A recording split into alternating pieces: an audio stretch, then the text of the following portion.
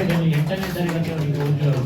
ಬಳಿಕ ಕುಟುಂಬದ ಹತ್ತಿರದ ಬಂಧುಗಳ ಜೊತೆ ಕೆಲಸ ಮಾಡಿ 1-2 ವರ್ಷ ಮಂಗಳೂರಿನಿಂದ ಹೊರಗೆ ದುಡಿಯಲು ಹೋಗಿ ಮರಳಿ ಊರಿಗೆ ಬಂದು ಪತ್ರಿಕಾ ವಿತರಕರಾಗಿ ಮಂಗಳೂರಿನ ಕಂಕನಾಡಿಯಲ್ಲಿ ಕಾಮತ್ ನ್ಯೂಸ್ ಏಜೆನ್ಸಿಯನ್ನು ಆರಂಭಿಸಿ ಕಳೆದ 70 ವರ್ಷಗಳಿಂದ ಕನ್ನಡ, ಇಂಗ್ಲಿಷ್ ಸೇರಿದಂತೆ ವಿವಿಧ ದೈನಿಕ ನಿಯತಕಾಲಿಕೆಗಳನ್ನು ಮಾರಾಟ ಮಾಡುತ್ತಾ ಸುಮಾರು 2,000 ಪತ್ರಿಕೆಗಳನ್ನು ಮನೆ ಮನೆಗೆ ತಲುಪಿಸುವ ಕೆಲಸದಲ್ಲಿ ತೊಡಗಿದ ತಾವು ಪತ್ರಿಕಾ ರಂಗದಲ್ಲಿ ಸಲ್ಲಿಸಿರುವ ಸೇವೆ ಅತ್ಯಂತ ಮಹತ್ವದ ಮತ್ತು ಶ್ಲಾಘನೀಯ ಕಾರ್ಯ.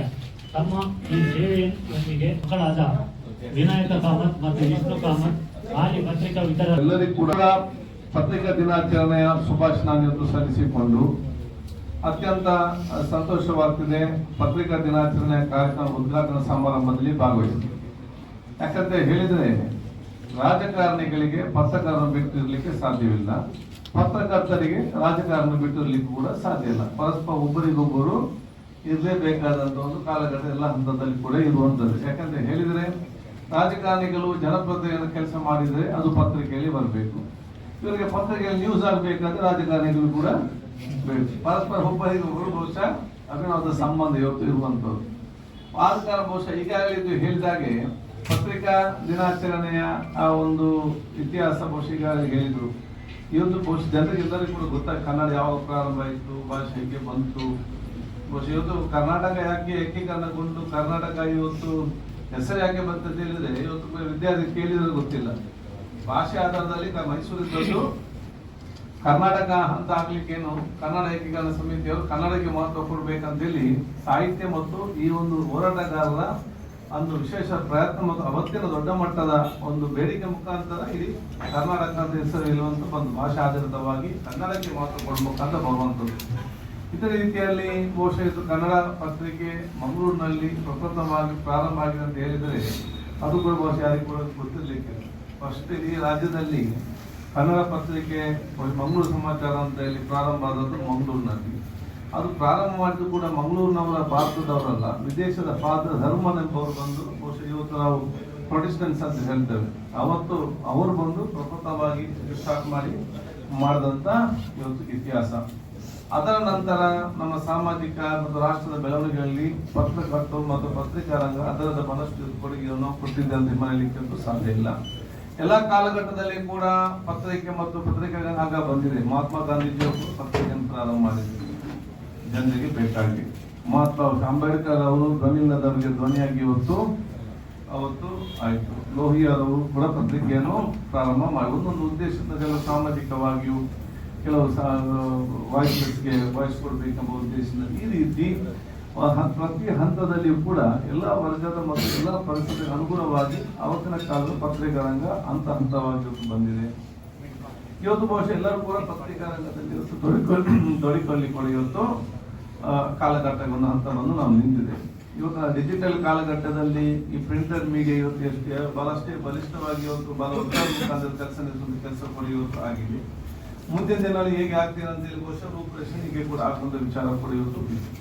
ಅದಕ್ಕೆ ನಾನು ಬಹುಶಃ ಇವತ್ತು ಈ ಒಂದು ಪತ್ರಿಕಾ ದಿನಾಚರಣೆ ದಿವಸದಲ್ಲಿ ನಾನು ಎಲ್ಲ ವಿದ್ಯಾರ್ಥಿ ಮತ್ತು ಯುವಕರಿಗೆ ಹೇಳಿದಿಷ್ಟೇ, ತಮ್ಮ ಬುದ್ಧಿಶಕ್ತಿಯನ್ನು ಜಾಸ್ತಿಗೊಳಿಸಲಿಕ್ಕೆ, ಜ್ಞಾನವನ್ನು ಅರ್ಥ ಮಾಡಲಿಕ್ಕೆ ಪ್ರತಿಯೊಬ್ಬರು ಕೂಡ ಪತ್ರಿಕೆಯನ್ನು ಓದಬೇಕು. ಫಸ್ಟ್ ಕೆಲಸ ಇದು ಆಗಬೇಕಾದ್ರೆ ಹೌದು.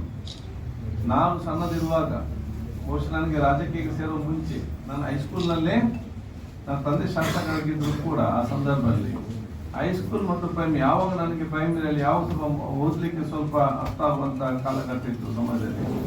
ಬೆಳಿಗ್ಗೆ ಫಸ್ಟ್ 6 ಗಂಟೆಗೆ ಡೋರ್ ಓಪನ್ ಮಾಡಿ ಪೇಪರ್ ಓದ್ಬೇಕು. ಪ್ರತಿ ದಿವಸ ಕೂಡ ಪೇಪರ್ ಒಂದು ಕಂಪ್ಲೀಟ್ ಆಗಿ ಫಸ್ಟ್ ಬಂದುವುದೇ ಕೇಳಿ ಪೇಪರ್. ಅವನು ಅರ್ಧ ಗಂಟೆ ಲೇಟ್ ಆದ್ರೆ ಇವನಾಗ ಇನ್ನೂ ಕೂಡ ಬರಲಿಲ್ಲ ಅಂತೇಳಿ ನಮ್ಮ ಮನೆಯ ಮುಂದೆ ಆಗ ಸಣ್ಣ ಅಂಗಡಿ ಇತ್ತು ಮರದ ಅಡಿಯಲ್ಲಿ ಪತ್ರಿಕೆ ಪೇಪರ್ ಬುಕ್ ಸ್ಟಾಲ್ ಬೆಂದೂರಲ್ಲಿ. ಈಗ ಕಾಂಪ್ಲೆಕ್ಸ್ ಎಲ್ಲ ಬಂದಿದೆ ಕಂಕನಾಡಿ ಜಂಕ್ಷನ್ ಅಲ್ಲಿ. ಅಲ್ಲಿ ಸಂಜೆ ಹೊತ್ತು ಪ್ರತಿ ವೀಕ್ಲಿ ಬರುದು ಲಂಕೇಶ್ ಪತ್ರಿಕೆ ಮತ್ತು ಬೇರೆ ಪತ್ರಿಕೆ ಎಲ್ಲ.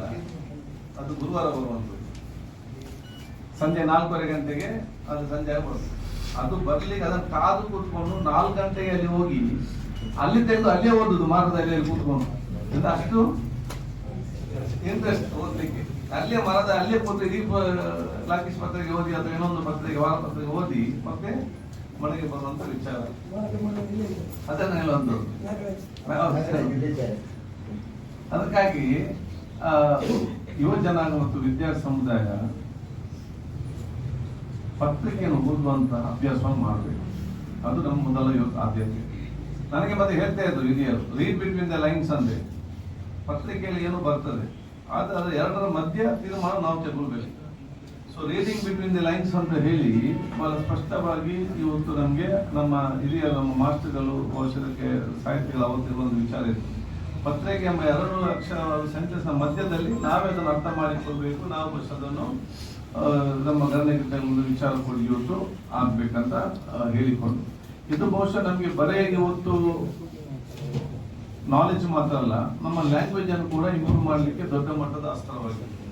ನಮ್ಮ ಯಾವುದೇ ಭಾಷೆ ಇರಲಿ, ಈ ಭಾಷೆಯನ್ನು ನಾವು ಇಂಪ್ರೂವ್ ಮಾಡಬೇಕಾದ್ರೆ ಅದು ಕನ್ನಡ ಇರಲಿ ಅಥವಾ ಇಂಗ್ಲಿಷ್ ಇರಲಿ, ಮಕ್ಕಳಿಗೆ ಮತ್ತು ವಿದ್ಯಾರ್ಥಿಗಳಿಗೆ, ಅಥವಾ ಹಿಂದಿ ಇರಲಿ, ಯಾವುದೇ ಭಾಷೆ ಇರಲಿ, ಈ ಭಾಷೆಯನ್ನು ಇವತ್ತು ಇನ್ನಷ್ಟು ಅವರಲ್ಲಿ ಕರಗತಗೊಳಿಸಬೇಕಾದ್ರೆ ಈ ಪತ್ರಿಕೆ ಅವರು ದಿನ ಓದಿದ್ರೆ ಇದು ಅವ್ರಿಗೆ ದೊಡ್ಡ ಮಟ್ಟದ ಒಂದು ಶಕ್ತಿ